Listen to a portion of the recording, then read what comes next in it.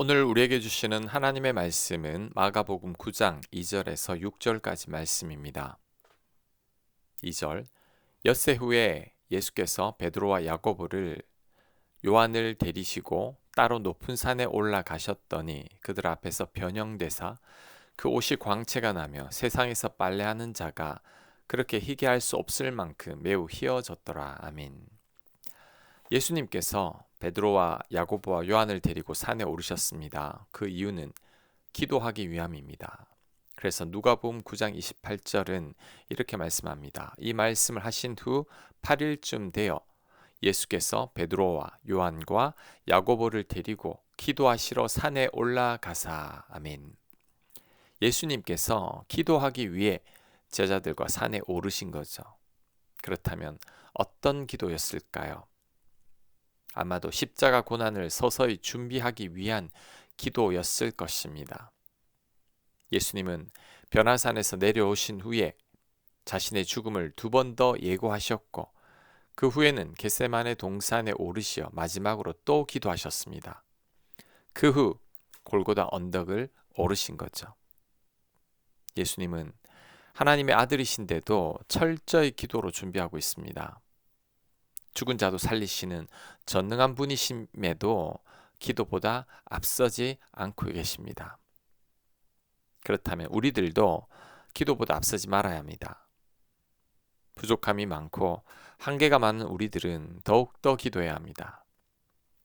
배우자를 위해, 자녀를 위해, 직장을 위해, 교회를 위해, 나라를 위해, 그리고 우리 자신을 위해서 기도해야 합니다.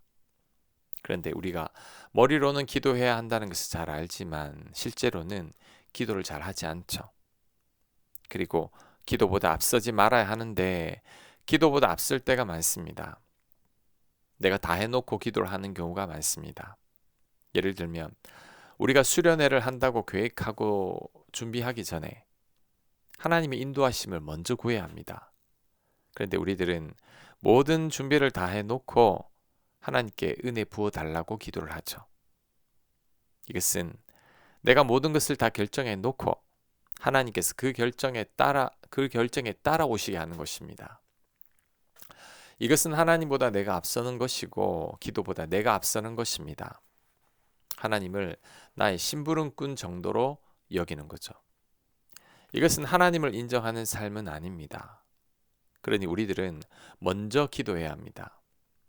무엇을 계획하고 결정하기 전에 먼저 기도하면서 하나님의 인도하심을 구해야 합니다. 이것이 바로 하나님보다 앞서지 않는 것이고 기도보다 앞서지 않는 것입니다. 그 다음 예수님께서 변화산에서 제자들 앞에서 변형되셨습니다. 심지어 옷에 광채가 나서 세상에서 빨래하는 자가 이보다 더 희게 할 수 없을 만큼 새하얗게 변했습니다. 이런 변화는 기도의 결과죠. 구약에도 이와 같은 일이 있었습니다. 모세가 시내 산에서 하나님께 금식하며 기도하고 내려왔을 때 광채가 나서 수건으로 얼굴을 가릴 정도였습니다. 이 또한 기도의 결과이죠. 이를 볼 때 기도를 통해 변화받는다는 것을 알 수 있습니다. 우리가 기도할 때 예수님과 모세처럼 변하게 됩니다. 그래서 내가 변하길 원한다면 그 어떤 노력보다 먼저 기도하는 사람이 되어야 합니다. 변화는 내 힘으로 되는 게 아닙니다. 그리스도인들의 변화는 내 의지가 아닌 하나님의 은혜입니다. 내 변화는 능동이 아닌 수동입니다. 그래서 우리는 먼저 기도해야 합니다. 하지만 우리들은 기도하기보다 내가 먼저 나설 때가 많습니다. 하나님보다 앞서가고 내 의지와 노력으로 변화를 시도할 때가 많습니다. 그래서 실패하는 거죠. 또한 우리가 기도하지 않을 때 나의 변화보다 타인의 변화를 기대하게 됩니다. 그래서 원망과 불평을 늘어놓게 되죠. 내가 변하지 않으니 괜히 남 탓하게 되는 것입니다. 예수님은 변화산에서 변모하셨을 뿐만 아니라 겟세마네 동산에서도 기도하다가 변했습니다. 십자가 죽음과 고통 앞에서 힘겨워하시던 예수님은 피땀을 흘리는 간절한 세 번의 기도로 담대해지셨습니다. 그래서 골고다 언덕을 오르신 거죠.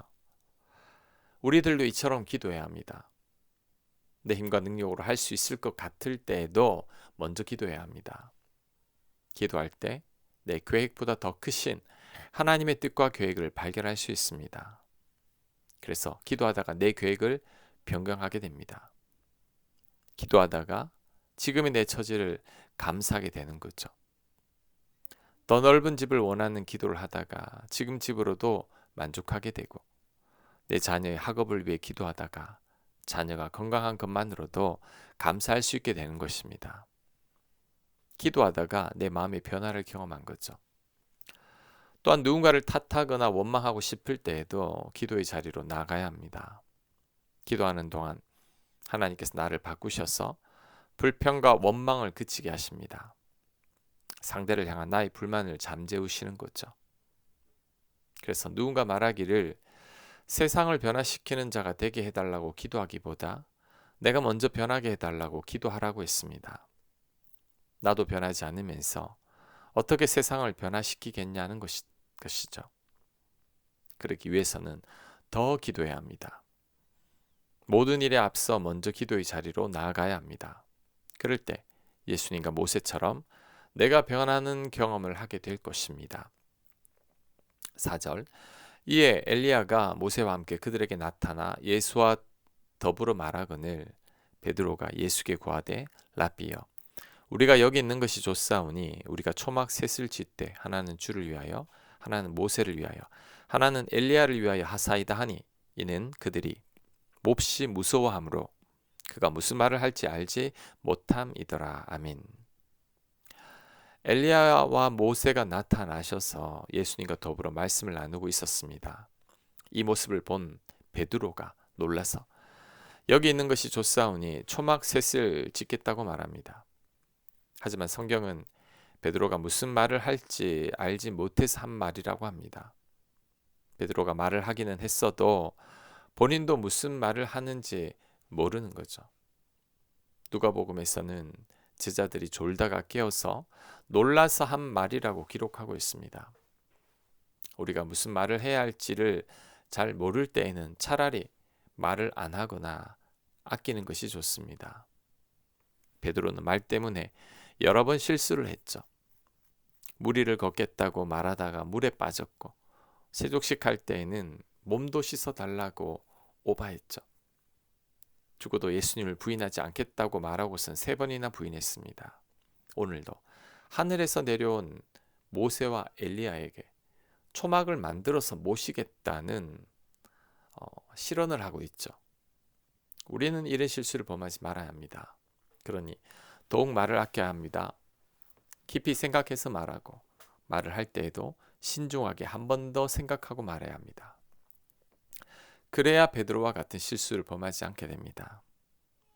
지난 세월을 돌아보면 말 실수로 인해 어려움에 빠지거나 누군가에게 상처를 준 적이 분명히 있을 겁니다. 저도 많습니다. 그래서 후회가 되고 많은 아쉬움이 남습니다. 이제는 그러지 말아야 합니다. 잠언은 말이 많으면 허물을 명키 어렵다고 했습니다. 야고보 사도는 입술은 쉬지 아니하는 악이고 죽이는 독이 가득한 것이라고 했습니다. 입술로 사람을 죽이기도 한다고 했습니다. 그러니 우리들은 입을 다물어야 합니다. 말을 아끼고 말을 해도 신중하게 한 번 더 생각하고 말해야 합니다. 입술에 철통 같은 파수꾼을 세워야 합니다. 그럴 때 베드로와 같은 실수는 범하지 않게 될 것입니다. 아멘. 묵상과 적용 질문입니다. 기도하다가 내 마음이 변한 경우를 생각해 보시기 바랍니다. 누군가를 원망하고 있다면 먼저 기도의 자리로 나아가서 하나님께서 어떤 말씀을 하시는지 조용히 귀를 기울여 보시기 바랍니다. 기도합니다. 하나님보다 앞서지 않게 하옵소서. 먼저 기도의 자리로 나아가게 하시고 겸손히 하나님 앞에 엎드리는 저희가 되게 하여 주시옵소서. 예수님 이름으로 기도합니다. 아멘.